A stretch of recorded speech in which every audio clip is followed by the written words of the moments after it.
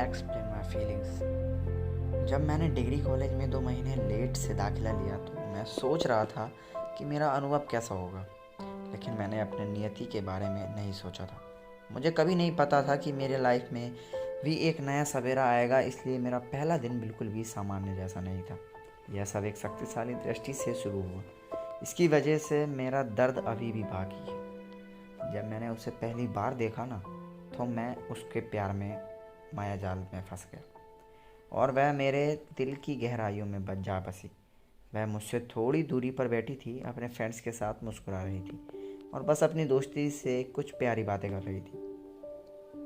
वह मुझे देखती तो थी, लेकिन उसने कभी मुझसे बात नहीं की। एक दूसरे से बातें करना हम दोनों के लिए बहुत कठिन था।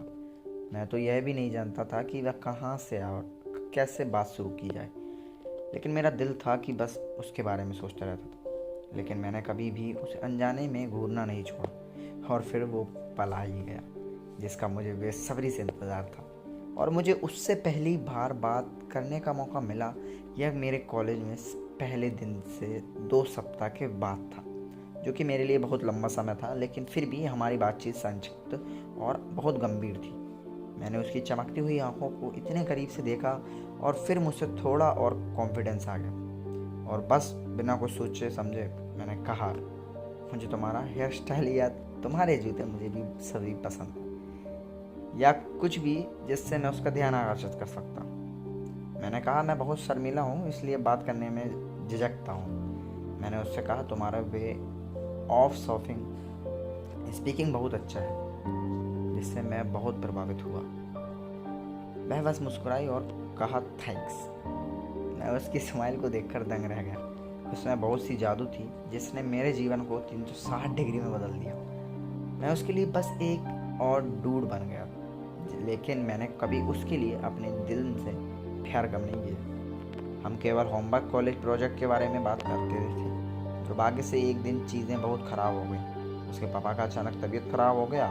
उनको हार्ट अटैक आया था और मेरे पापा उस समय सिविल सर्जन थे, इसलिए मैंने उसकी हर संभव मदद की। इस घटना ने हम दोनों को करीब ला दिया और अब हम अच्छे दोस्त बन गए थे। मेरे सभी फ्रेंड्स मुझे पुशी कहकर बुलाते थे और वे मुझे हमेशा भी यही समझाते थे कि वह सिर्फ तुम्हारा यूज़ कर रही, और मैं उनसे कहता था, मेरे पास ऐसा है कि क्या जो वह मुझे यूज़ करेगी। उन्होंने मुझे बहुत समझाया, लेकिन कहाँ मानने वालों में से था मैं। हम दोनों एक ही कोचिंग में पढ़ते थे और साथ ही जाया करते थे।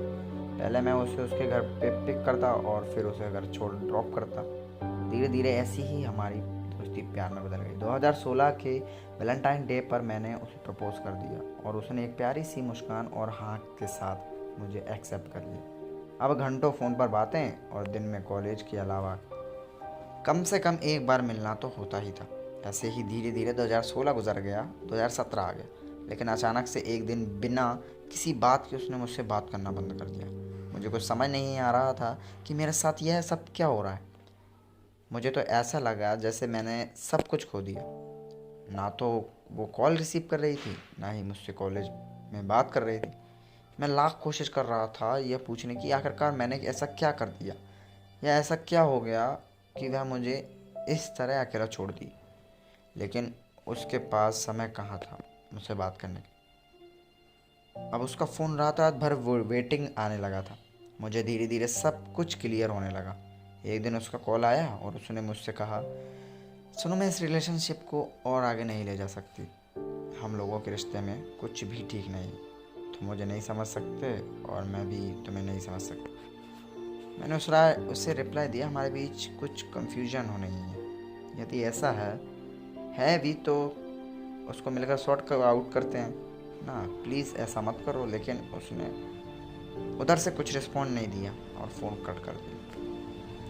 मैं कॉलेज जाना बंद कर दिया। अपने घर में अपने बेडरूम में सारा दिन अकेले बैठा रहता था। किसी से कोई बात नहीं, कोई फ़ोन कॉल नहीं, बस और मेरी याद। बस उसे ही कॉल करता और मैसेज करता था, पर उसकी तरफ से कोई रिस्पॉन्स नहीं। कुछ दिन बाद उसने मुझे कॉल किया और घर बुलाया और वह बोली कि सब कुछ ख़त्म हो गया, अब हम दोनों के बीच कुछ नहीं हो सकता। तो मुझे भूल जाओ मैं उसके सामने गिदगिदाने लगा, प्लीज़ मान जाओ, ऐसा मत करो, और start crying in front of her. But वह नहीं मानी। फिर मैंने उससे कहा, ओके, जिसमें तुम्हें खुशी मिले मैं वही करूँगा। मुझे कुछ समझ नहीं आ रहा था कि मैं क्या करूँ। मैं बहुत स्ट्रेस में चला गया। बस ये मन कर रहा था कि मैं मर जाऊँ। इसलिए मेरा घर में रखी पिराज सिटी मॉल की 10 गोली को एक साथ खा गया, बट किसी तरह बच गया। लेकिन कुछ दिनों बाद हॉस्पिटल में मुझे पता चला कि मेरा बचपन का सबसे अच्छा दोस्त अंकित से वह प्यार करने लगा, जिससे मैं यार पूरी तरीके से टूट गया। जिससे वह अभी कुछ महीने पहले ही मेरे बर्थडे पार्टी में मिली थी, और वे दोनों रिलेशनशिप में आ गए।